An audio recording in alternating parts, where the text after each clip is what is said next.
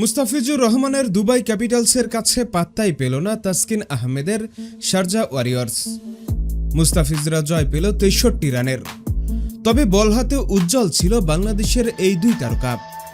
প্রথমত Dubai Capitals আগে bat করতে নেমে নির্ধারিত ২০ ওভার শেষে ১৮১ রানের টার্গেট দাঁড় করায় শারজা ওয়ারিয়র্সের বিপক্ষে।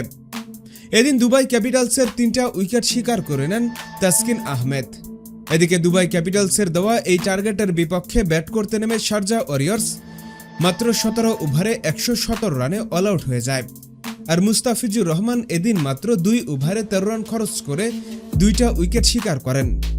কিন্তু যদি মুস্তাফিজুর রহমান নিজের ৪ ওভারের কোঠা পূরণ করতে পারতেন তাহলে হয়তো তার উইকেট সংখ্যা ৩ থেকে ৪টা হয়ে যেত। তবে যাই হোক, মুস্তাফিজুর রহমানরা দুর্দান্তভাবে এই ম্যাচ জয়লাভ করে নিয়েছে।